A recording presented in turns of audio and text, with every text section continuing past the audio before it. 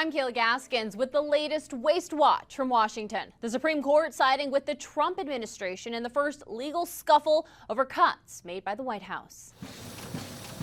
The Trump administration will not have to pay out $2 billion worth of frozen foreign aid for work already completed after an emergency ruling by Chief Justice John Roberts.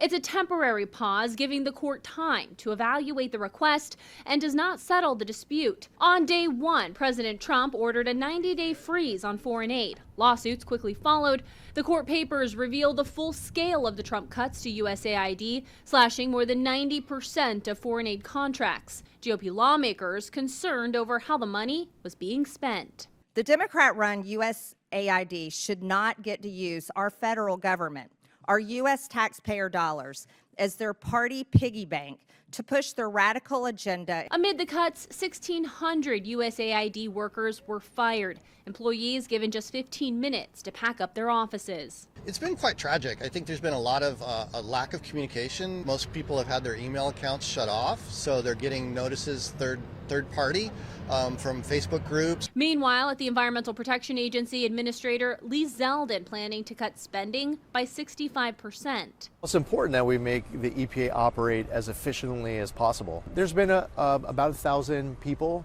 who are departing the agency. There's also reports Social Security Administration was told to cut staff in half, and more than 110 IRS offices around the country are set to close after 7,000 probationary employees were fired. All federal agencies given a mid-April deadline to suggest relocations of bureaus outside D.C.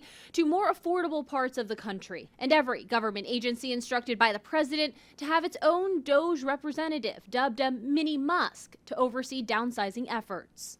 President Trump also said federal workers who did not respond to Elon Musk's email requesting a list of what they did at work are on the firing bubble. In Washington, I'm Kayla Gaskins.